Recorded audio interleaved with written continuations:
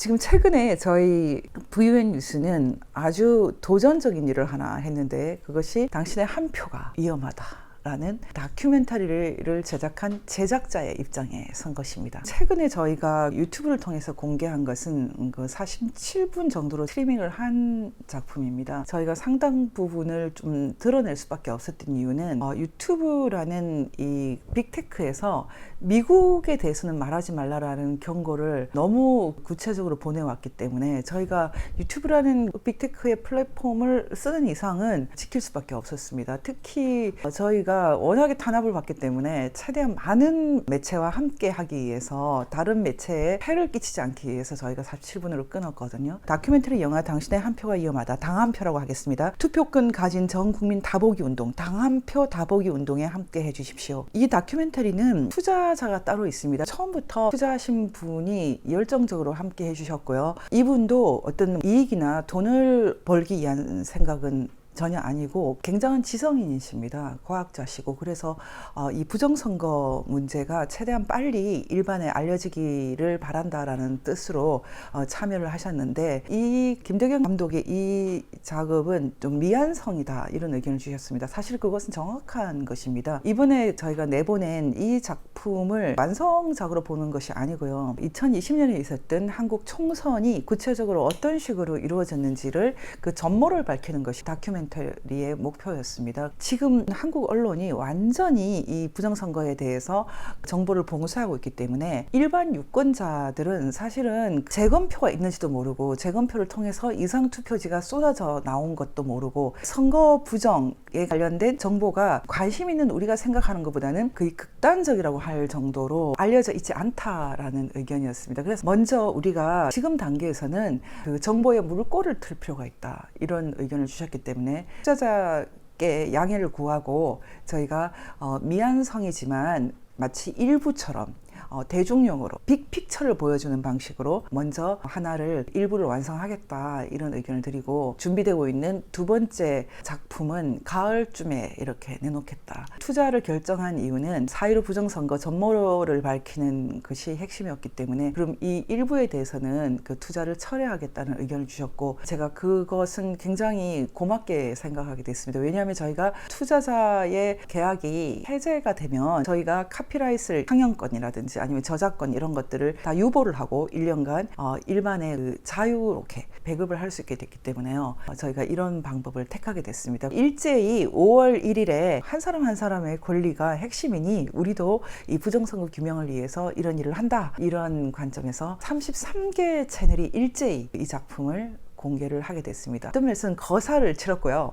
그 전에 국회에서 4월 15일 3주년에 비해서 4월 15일 시사회를 가진 것이나, 민경욱 의원님의 연수을 지역구가 있는 송도에서 시사회를 했던 것도 제가 생각할 때는 굉장히 성공적일 뿐만 아니라 하나의 거사가 아니었나 이렇게 생각합니다. 저는 일이 이렇게 진척되는 것이 굉장히 기쁠 뿐 아니고요, 저희의 의지를 선을 떠나 있는 우리나라 역사를 움직이는 어떤 거대한 힘에 의한 것이 아닌가 그런 생각을 하고 있습니다. 많은 사람들이 너무 지나치게 민경욱 의원을 포커스했다고 말하지만, 홍병호 박사님이 하신 작업이나 한교안 대표님의 부방대나 많은 주제들이 이제 다큐멘터리 형태로 나올 것이기 때문에 저희는 어떤 것에 초점을 맞췄나 할 때 민경욱 의원의 최초의 첫 번째 재검을 의미 있게 보고 포커스를 맞춘 것이고, 저는 이런 방식의 디테일링이 중요하다고 보고 있습니다. 왜 아주 중요한 팩트들이 많이 빠져있냐 고 말했는데, 맞습니다. 부여 사건이라든지 여러 가지 화재 사건이라든지 구리라든지 많은 팩터들이 이 다큐멘터리에 담겨 있지 않은데요, 지나치게 많이 담기면 사실은 오히려 전혀 이 부정선거에 대해서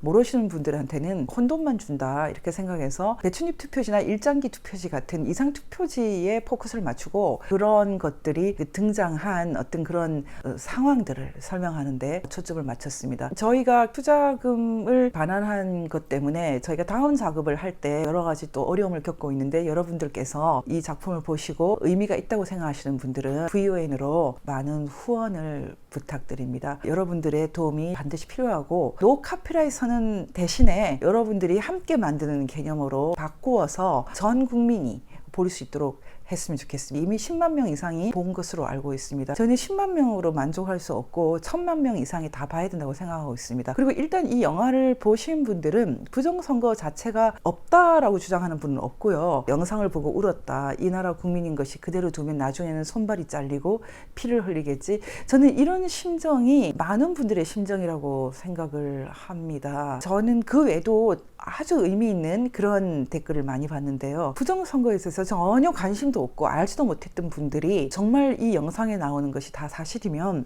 이것은 심각하다, 이런 입장을 주셨습니다. 빳빳한 투표지, 빳빳한 투표지가 그냥 빳빳한 투표지가 모여있는 정도가 아니고요. 종이를 한꺼번에 인쇄하면 옆에 금원색 줄 같은 것이 생겨 있는 경우가 많지 않습니까? 책 인쇄했을 때도. 말하자면 한꺼번에 인쇄한 것이 표시가 나는 그런 빳빳한 투표지가 너무 많은 것입니다. 그것은 예전에 도태우 변호사님이 그 법원에 소장을 제출할 때도 이런 빳빳한 투표지 옆에 한 줄이 검게 그어져 있는 것을 보여주기도 했는데요. 변호인 입장에서는 너무나 또렷하기 때문에 설명할 길이 없는데 이것을 일반인들은 언론이 너무 봉쇄하니까 알지 못했다, 이렇게 말할 수 있습니다. 제가 어제 특히 그 권영웅 변호사님과 여러분들이 모였을 때 지금 전산이나 뭐 통계 얘기를 하시는 많은 분들도 아주 그 단순한 어떤 한 가지를 잘 이해를 못하고 있다. 그것은 많은 분들이 투개표 현장에서, 투표나 개표 현장에서 대부분의 부정이 일어났다고 생각하기 때문에 혼돈이 있다. 사실은 저희가 파악할 때 4.15 부정선거는 투개표 현장, 특히 당일 투표나 당일 개표 현장에서보다는 투표가 시작되기 전에, 사전 투표가 시작되기 전에 대부분의 일들이 끝나 있었다. 6개월 이상 걸려서 전국 동단위까지 투표율과 득표율의 계획표가 나와 있었다. 그것을 실현하는 방법으로 우편 투표나 이런 방법을 통해서 투표가 시작되기 전에, 또 개표가 시작되기 전에 이미 부정선거가 거의 완료돼 있고 아주 특별한 선거구, 말하자면 민경욱 의원이나 아니면은 나동의원, 뭐 김척수, 황운하 씨가 당선된 그런, 아니면 오세훈, 이런 지역구는 이색적이고 특별 관리가 된 그런 지역구가 있지만은 대부분은 선거가 시작되기 전에 모든 부정선거가 완료되어 있었다. 이 이전에 있었던 6개월 이상 걸린 이 마스터 플랜에 대해서 설명한 것이 해커의 지문입니다. 그런데 이 해커의 지문이 그 프로그래머가 작성한 것이기 때문에 기본적으로 너무 어려워서 많은 분들이 이해를 못 하는데요. 제가 그래서 앞으로 한 3개월 정도 이것을 아주 쉽게 설명하는 그 해설서를 쓰려고 생각하고 있습니다. 만약에 부정선거가 내년 4월 부정선거가 다시 획책된다면 1년 정도 이상 걸리겠지만 올 가을에는 본격적으로 작업에 들어갈 텐데 저희가 그런 것에 맞춰서 미리 여러 가지 이제 선제적으로 작업을 하겠다. 저희는 특히 매체를 통해서 알리는 작업을 하겠다, 이렇게 말씀을 드린 것입니다. 여러분들, 첫 번째, 당신의 한 표가 위험하다. 저희만 하는 것이 아니고 33개 이상 많은 채널들이 함께하고, 또 어떤 분들은 영어로 번역을 해서 이미 올리셨습니다. 그리고 미주 지역이나 다른 지역에서도 이 작업에 함께 계속 하고 계시거든요. 여러분들께서 저희는 작은 부분을 감당하고 있기 때문에 저희가 다 하는 것이 아니라는 것을 생각하시고 저희의 역할, 상당히 전위적이고 아방가르드적인 저희 역할에 대해서 지원을 해주시기 바랍니다. 저는 이번에 이 작업을 제작자로서 완료하고, 만약에 저희가 심각한 문제를 일으킨다면 이제 저한테 책임이 돌아오기 때문에요. 제일 먼저 저는 압수수색 대비부터 했습니다. 전 한국경제신문 논설위원께서 제가 생각하는 이런 상황을 정리를 하셨더라고요. 이 영화는 대한민국의 선거는 독립된 헌법기관인 중앙선거관리위원회에 의해 공정하게 관리된다는 오래된 믿음과 선거 재판을 맡고 있는 대법원은 법률과 양심에 따라 공정하게 심판한다는 통념에 정면으로 돌을 던지는 도발을 감행했다. 만약에 이 내용이 문제가 있으면 제작자 고소고발해야지, 이렇게 쓰셨어요. 감당하겠습니다. 중앙선관위나 검찰에서 부르면 제가 소명을 하겠습니다. 제가 너무 지나치게 겁이 없는 건가요? 4.15 부정선거는 머리가 좋은 사람이 했다는 생각이 조금도 들지 않습니다. 이것은 굉장히 단순한 IQ 100 정도가 한 그런 것이라고 생각하고, 저희는 선거 끝나고 한 달 정도 만에 그 사람들이 사용한 알고리즘과 각종 방법을 다 설명을 해냈거든요. 그리고 누가 주도했는지 주범도 다 특정을 했어요. 부정선거 규명하시는 분들도 저희 얘기를 잘 못 알아듣는데 그 마스터 플랜을 다 설명을 했고요. 해커의 지문은 책이 너무 어려워서 제가 지금 재출간을 일단 보류하고 있고 해설판을 써서 다시 내려고 생각을 하는데, 어쨌든 저희는 다 설명을 해냈거든요. 이런 것이 다 제가 가짜뉴스라고 생각한다면 고소 고발을 해주시기 바랍니다. 그런 것을 제가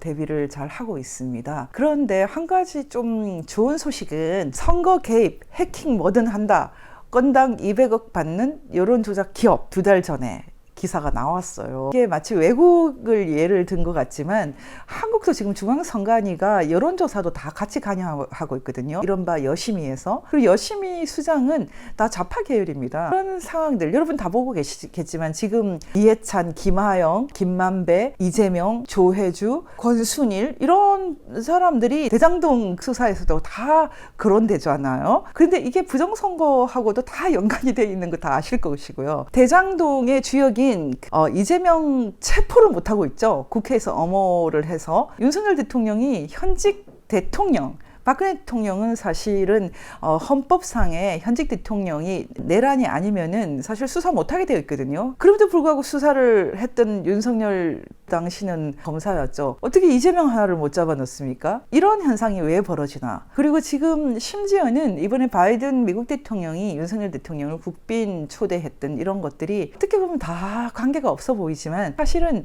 너무 관련이 깊습니다. 그래서